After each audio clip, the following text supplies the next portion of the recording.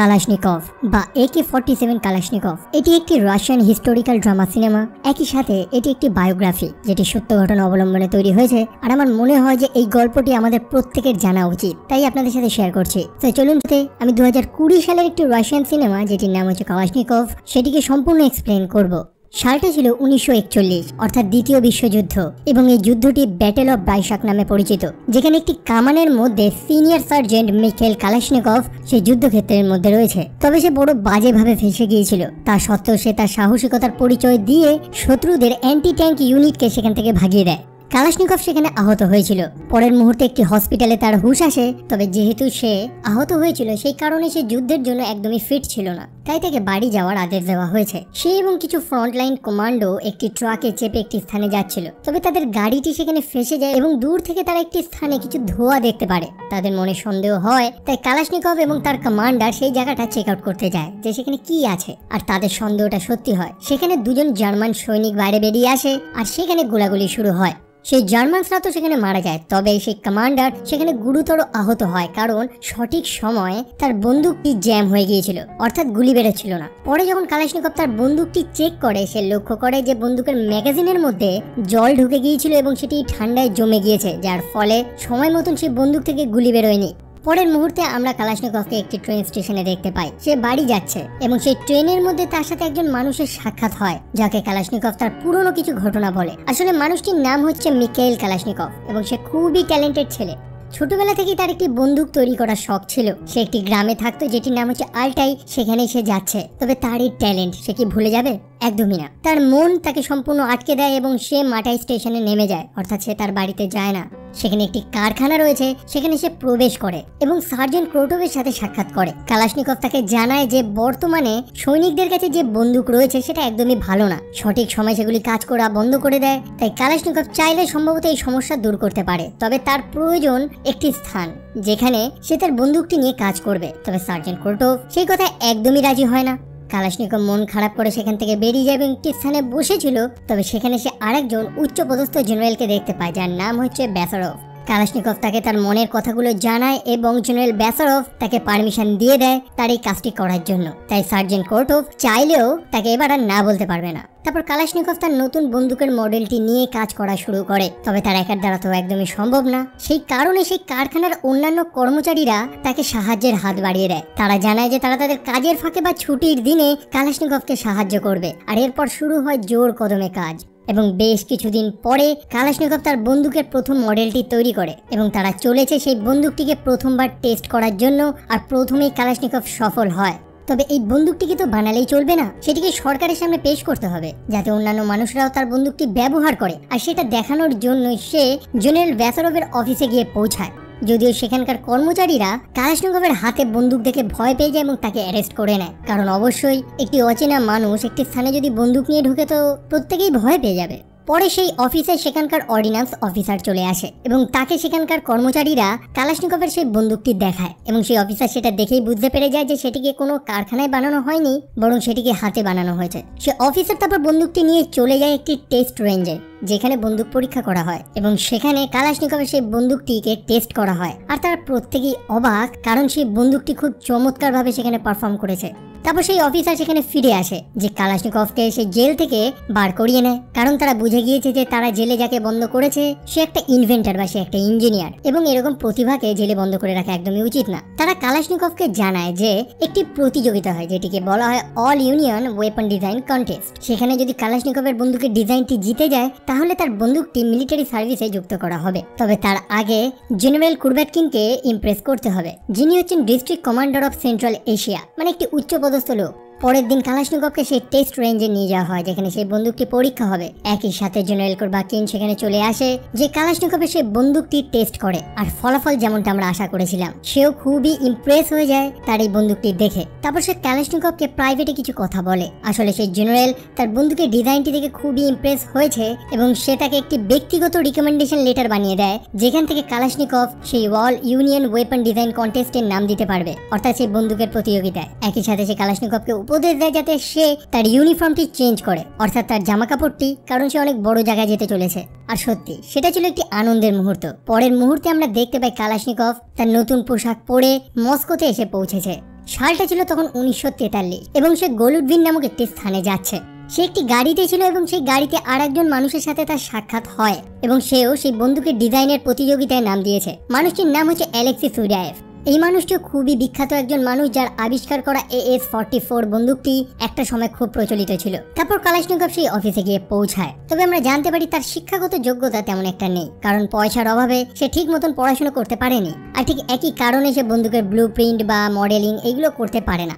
সেখানে কালাশনিকভের সাথে আরেকজন মানুষের পরিচয় হয়, যার নাম হচ্ছে ভ্যাসিলি লিউটি, যে তাকে সেই স্থানটি সম্পর্কে সবকিছু বুঝিয়ে দেয়। সেখানে সোভিয়েত ইউনিয়নের বড় বড় বন্দুক ডিজাইনাররা ছিল, অর্থাৎ স্প্যাগিন্স, কোরোভিন ও ইত্যাদি। আর এদের সম্পর্কে আপনি গুগল বা উইকিপিডিয়াতে ভালো জানতে পারবেন। এনিওয়েজ, যেমনটা বলেছিলাম যে কালাশনিকভের কাছে তার বন্দুকের ব্লুপ্রিন্ট বা প্রপার ড্রয়িং নেই, সেই কারণে ভ্যাসিলি লিউটি একটি ব্যবস্থা করে দেয়। একটি মেয়ে এসে কালাশনিকভের সাথে সাক্ষাৎ করে। মেয়েটির নাম হচ্ছে একাটেরিনা মোসেইভা, যে তাকে সেই বন্দুকের ড্রয়িং এবং ইত্যাদি কাজে সাহায্য করবে। তারপর কালাশনিকভের বন্দুকের প্রথম টেস্ট করা হয়। তাতে বেশ কিছু সমস্যা বেরিয়ে এসেছে, যেগুলোকে তাকে এখন ঠিক করতে হবে। অন্যদিকে সে মেয়েটির প্রেমে পড়ে গিয়েছে, যার নাম হচ্ছে একাটেরিনা। কালাশনিকভ তাকে বাড়ি ছেড়ে দিয়ে আসে, যদিও পরে সে জানতে পারে যে মেয়েটির একটি মেয়েও রয়েছে, তবে তার স্বামী নেই, কারণ সে হচ্ছে একটি সিঙ্গেল মাদার। যদিও কালাশনিকভের তাতে কোনো সমস্যা নেই, ঠিক যেমনটা ডেসপারেট সিঙ্গেল ছেলেদের হয়ে থাকে। এনিওয়েজ, এর পরে একটি দুঃখের খবর আসে। সেই প্রতিযোগিতায় কালাশনিকভ হেরে গিয়েছে, তবে সেই মানুষটি অর্থাৎ অ্যালেক্সি সুডায়েভ সে জিতে গিয়েছে। মুহূর্তটা ছিল খুবই কষ্টের এবং কালাশনিকভ তার মনোবলটি হারিয়ে ফেলছিল। প্রত্যেকে তাকে মোটিভেট করার চেষ্টা করে এবং বলে যে সে একটি নতুন ডিজাইনের উপরে যাতে কাজ করে বা কোনো মেশিন গান। তারপর সালটা ছিল 1944। কালাশনিকভ আবার কাজাখস্তানে ফিরে এসেছে এবং সে জেনারেল কুরবাটকিনের সাথে সাক্ষাৎ করে, যার দৌলতেই সে এই প্রতিযোগিতায় নাম দিতে পেরেছিল। তবে সেই জেনারেল ছিল খুবই ভালো মানুষ। সে কালাশনিকভকে দেখে স্পষ্ট বুঝতে পারে যে তার মনের মধ্যে সেলফ কনফিডেন্সের অভাব রয়েছে এবং তাকে মনের জোর বাড়াতে হবে। তাই কালাশনিকভ দিন রাত এক করে তার নতুন বন্দুকের মডেল নিয়ে কাজ করা শুরু করে। তবে সে তার ভালোবাসাকেও কিন্তু ভুলে যায়নি। তারা একে অপরকে চিঠি লিখছে। অন্যদিকে তার নতুন বন্দুকের মডেলটিও কমপ্লিট হয়ে গিয়েছে এবং তারা যখন বন্দুকটি টেস্ট করে তারা সফল হয়। এখন সময় রয়েছে তার সেই নতুন বন্দুকটিকে সরকারের সামনে তুলে ধরা এবং সে বেরিয়ে পড়েছে মস্কোর উদ্দেশ্যে। তার সাথে রয়েছে ক্যাপ্টেন লোবভ। তবে সেই ট্রেন স্টেশনে কালাশনিকভ একজন মানুষকে দেখতে পায়। সে ছিল একজন জেল কয়েদি। তবে সেটা আর কেউ নয়, সেটা ছিল কালাশনিকভের নিজের ভাই, কারণ সেই সময় দেশের গৃহযুদ্ধ একেবারে তুঙ্গে। তবে ক্যাপ্টেন লোবভ সেটা লক্ষ্য করে এবং একটি জঙ্গল পথে তারা যখন যাচ্ছিল তাদের দুজনের মধ্যে লেগে যায় ঝামেলা, কারণ ক্যাপ্টেন লোবভ মনে করতে থাকে যে কালাশনিকভ সেই কয়েদির ভাই, অর্থাৎ সেও উগ্র চিন্তাধারা নিয়ে চলে। আর এই নিয়ে তাদের দুজনের মধ্যে লেগে যায় মারপিট, যদিও কিছুক্ষণ পরে সেটা থেমে যায়। তারপর কালাশনিকভ তার গন্তব্যস্থলে গিয়ে পৌঁছায়। তবে পৌঁছেই সে সেই কাজটাই করে যেটা সচরাচর ছেলেরা করে থাকে, অর্থাৎ তার নিজের গার্লফ্রেন্ডের সাথে সাক্ষাৎ করা। আফটার অল বহুদিন পর তারা একে অপরকে দেখছে এবং তারা একসাথে একটি ভালো মুহূর্ত কাটায়।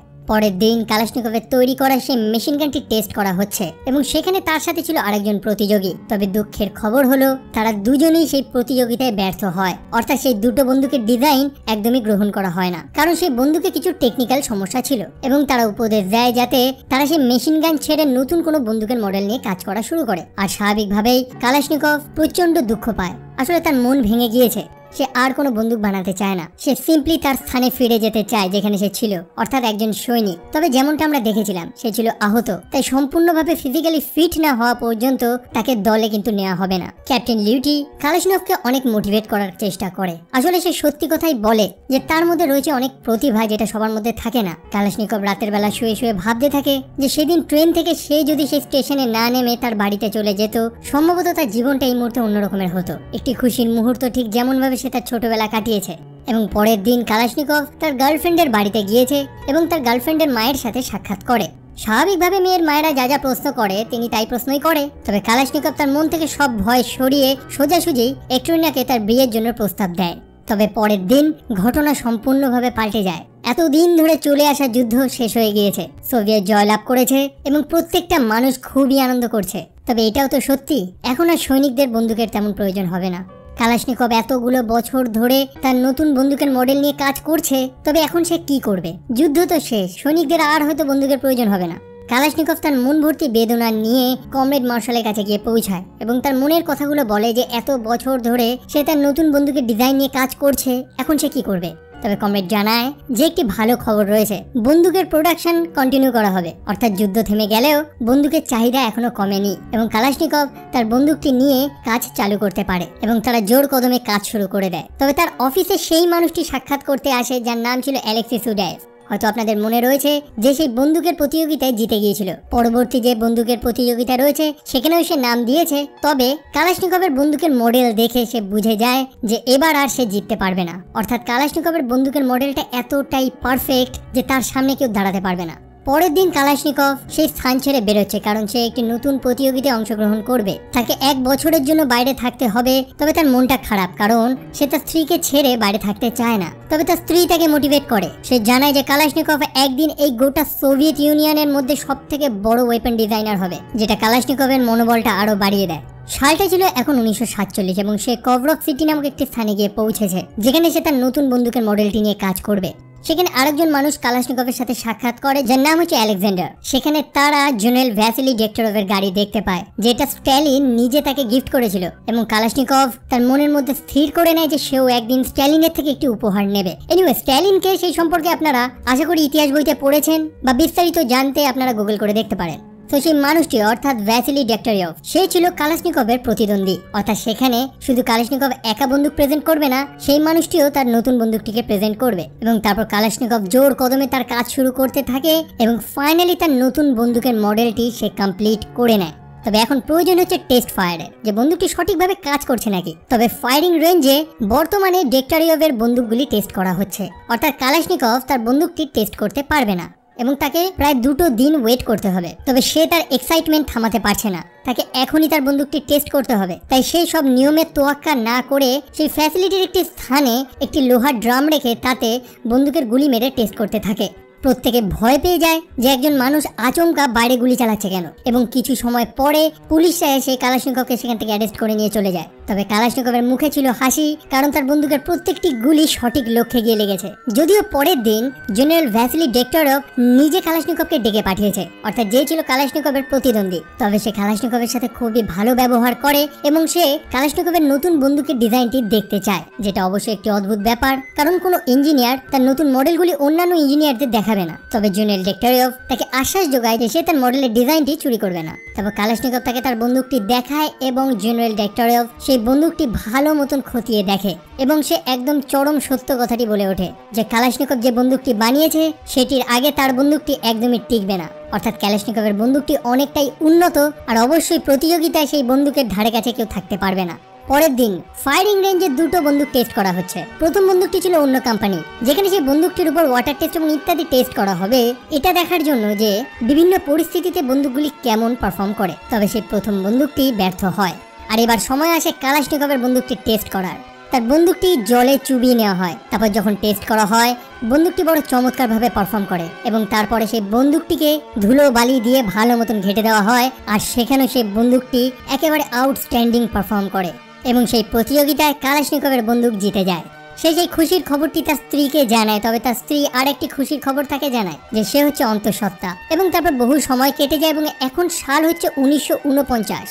স্থানটা হচ্ছে মস্কো এবং কালাশনিকভের সাথে কমরেড মার্শাল ভর্নভ সাক্ষাৎ করে এবং কমরেড মার্শাল তাকে তার প্রাইভেট গাড়িতে নিয়ে যায় এবং তারা কিছু আলোচনা করে এবং কমরেড মার্শাল জানতে পারে যে কালাশনিকভ সে এতগুলো বছর ধরে তার নিজের বাড়িতে যায়নি। সময়টা এতটাই বেশি যে সে তার মায়ের মুখটিও ভুলতে চলেছে।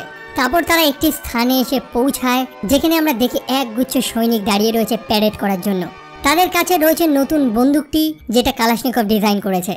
সেখানে বহু মানুষের নাম নেওয়া হয় যারা এতদিন ধরে সোভিয়েত ইউনিয়নের হয়ে অনেক বন্দুক ডিজাইন করেছে এবং তারপরে সবথেকে ইয়ং ডিজাইনারের নাম নেওয়া হয়, যার নাম হচ্ছে মিখাইল কালাশনিকভ, যার আবিষ্কার করা AK-47 এই বন্দুকের জগতের একটি ভবিষ্যৎ। সেখানে কালাশনিকভকে সঠিকভাবে সম্মান দেওয়া হয় এবং মার্শাল ভর্নভ তার ছুটির আর্জিকে কবুল করে নেয়। অর্থাৎ কালাশনিকভ এত বছর পর তার নিজের বাড়িতে যেতে পারবে। একটি খুশির মুহূর্ত আমরা দেখি। কালাশনিকভ তার স্ত্রী এবং তার 2 বাচ্চাকে নিয়ে তার গ্রামে ফিরে এসেছে এবং ফাইনালি সে তার মাতা এবং পিতাকে দেখতে পায়। আর এটার থেকে আমরা একটি চমৎকার জিনিস শিখতে পারি। সেই ঘটনার কথাটা মনে করুন, যখন কালাশনিকভ আহত হয়েছিল এবং তাকে বাড়ি পাঠিয়ে দেওয়া হচ্ছিল। সে যদি তখন বাড়ি চলে যেত, হয়তো আজকে এই দিনটা সে দেখতে পেত না, বা এই গোটা বিশ্ব AK-47 নামক বন্দুকটির নামটাও হয়তো জানতো না। আজকে কম বেশি প্রত্যেকেই আমরা AK-47 বন্দুকটির নাম জানি। যেটির পুরো নাম হচ্ছে অ্যাস্টোম্যাট কালাশনিকোভা, অর্থাৎ কালাশনিকভের অটোমেটিক রাইফেল। আর যেহেতু এটা 1947 সালে বানিয়েছে, সেই জন্যই 47 অর্থাৎ AK-47। আর আমার মনে হলো যে এই চমৎকার বায়োগ্রাফিটি আপনাদের সাথে শেয়ার করি, কারণ প্রত্যেকের জানা উচিত যে এই বন্দুকের জগতে বিপ্লব তৈরি করা বন্দুকটি কিভাবে আসলো। আর এই ছিল গল্প, এন্ড আই হোপ আপনাদের ভালো লেগেছে। ভিডিওটি ভালো লাগলে আমার চ্যানেলটি কাইন্ডলি সাবস্ক্রাইব করবেন এবং আপনাদের মূল্যবান ওপিনিয়ন্সগুলি অবশ্যই কমেন্ট সেকশনে লিখবেন, আমি আপনাদের প্রত্যেকটি কমেন্টস পড়ি। আপনি আমাকে ইনস্টাগ্রাম বা আমার গেমিং চ্যানেলটিকে ফলো করতে পারেন, যার লিঙ্ক ডেসক্রিপশনে রয়েছে। আর এই ভিডিও আপাতত এইটুকুই, আবার